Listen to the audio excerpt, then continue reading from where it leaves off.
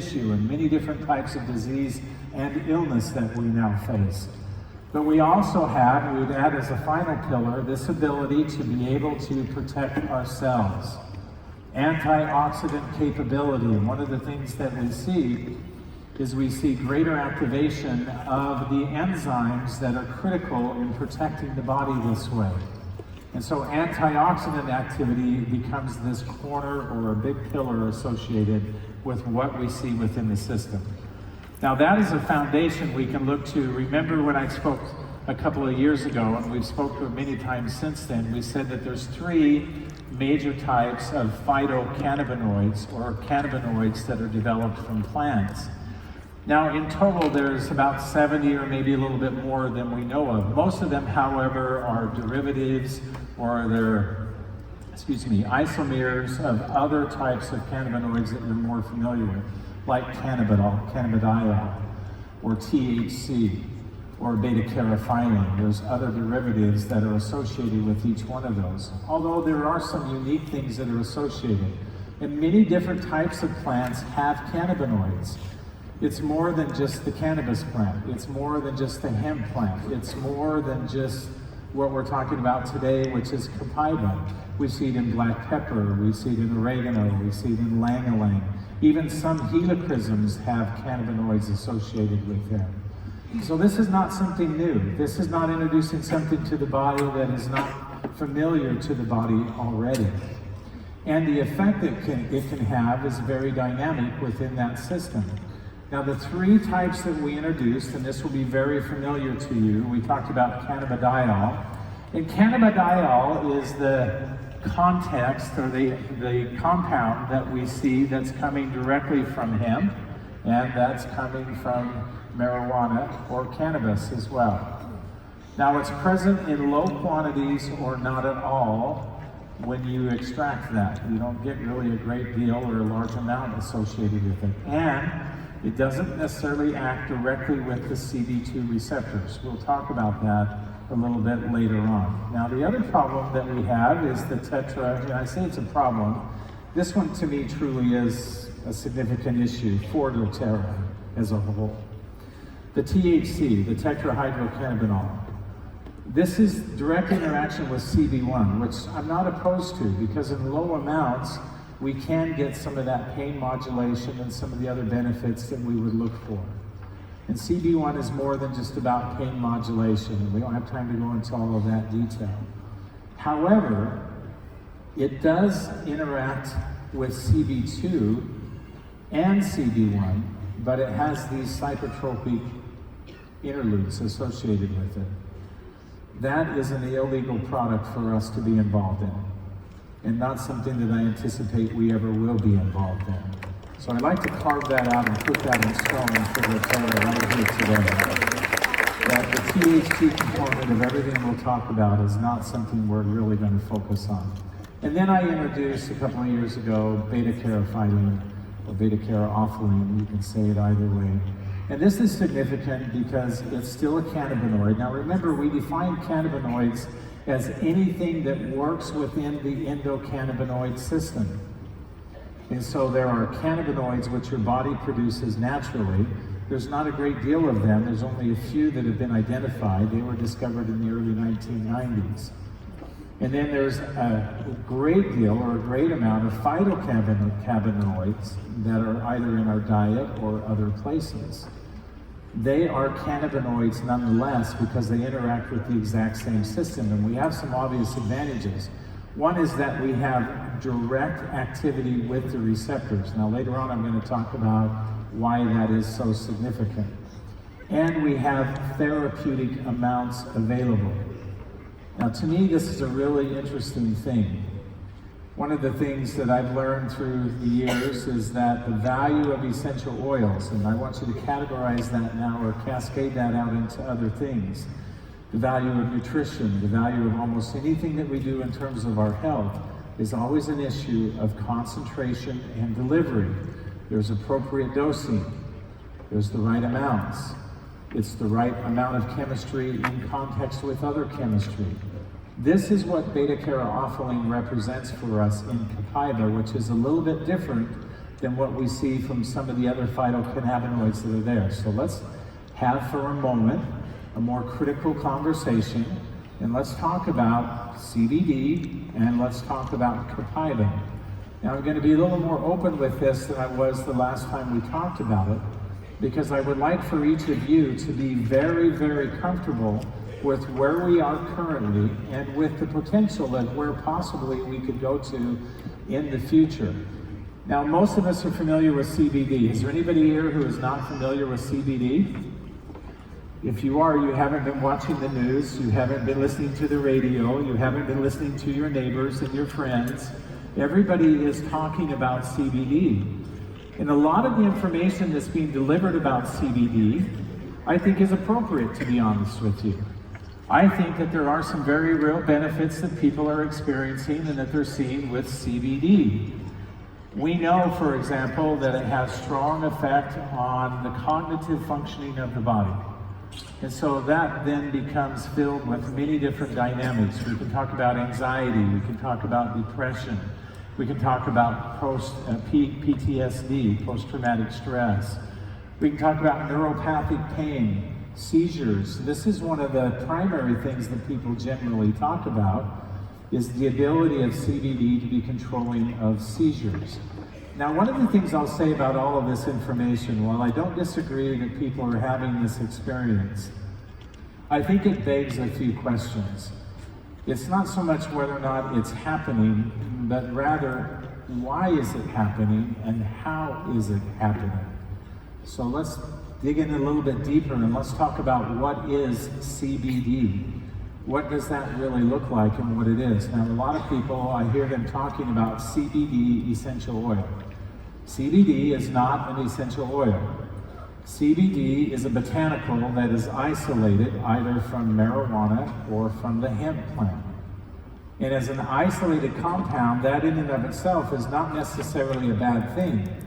But it doesn't mean that it's necessarily a great thing either. Now remember some of the things that I already talked with you about. We don't know in its entirety how much is available through a natural process. That's one of the challenges that we have. And so much of the CBD that you see in the marketplace is synthetically derived.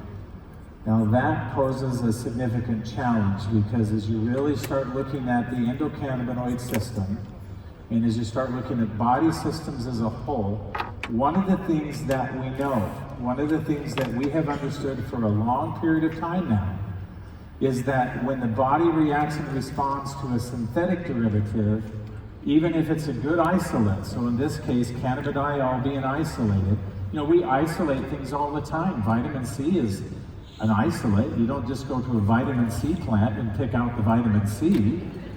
It's not bad necessarily to isolate botanicals, but if we have to synthetically create them, that carries with it its own risks.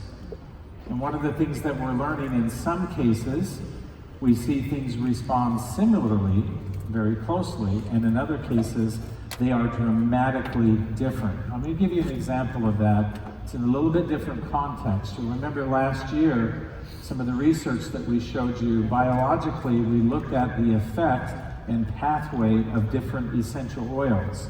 And does the essential oil do exactly what it is that we want it to do? And we showed you what happens with doterra oils, and then we showed you several competitors. And one of the interesting things that we showed you was a comparison of Copaiba specifically, on how in the case of doterra, because of the purity that exists there, and we're going to define CPTG a little bit better here in a moment, is we look at the purity that exists, which Corey talked about yesterday, and which we're all familiar with. It responds and behaves differently, and in fact, the other oils that we tested actually had the opposite effect of what it should have done. It became antagonistic to the cell, and it actually caused cell death.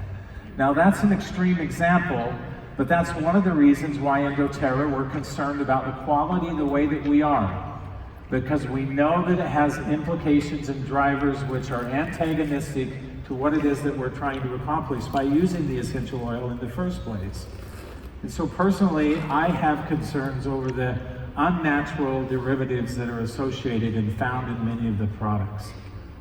It is expensive to isolate. Now there's another challenge that's associated with CBD, which I'm going to be very open and very frank about. And it's a legal challenge, it's a regulatory challenge.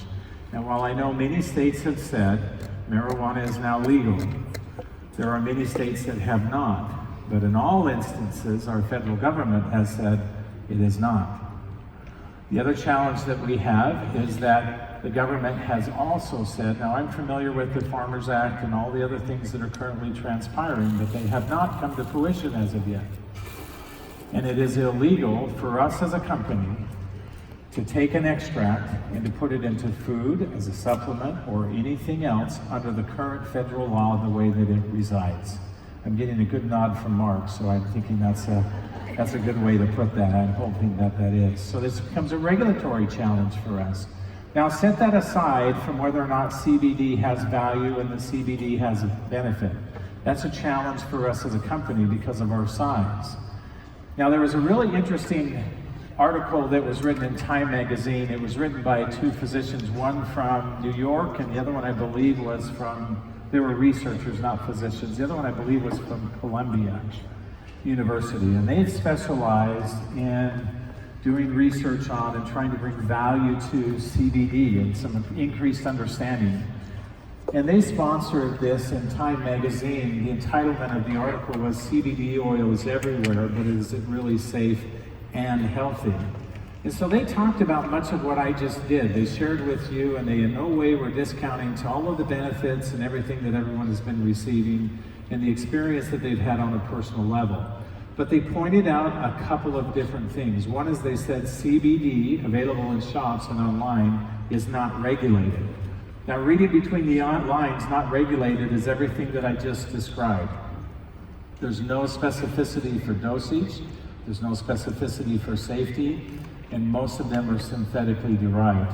This statement is the one that surprised me. Now don't be offended if any of you are big CBD fans. Don't shoot the messenger. I'm just sharing with you some of the information that's out there. I'm an equal opportunity exposer of information. They said much of the CBD in the market could be snake oil. The major reason why they're suggesting that is not because they don't see value. In fact, they're big proponents of CBD as a product in the marketplace. They just don't like the context that it currently resides in because it's completely uncontrolled and most of it is synthetically created. And it becomes an expense issue as much as a regulatory issue. So why then do we see this everywhere we go? Everything from dog treats to mascara now has CBD associated with it.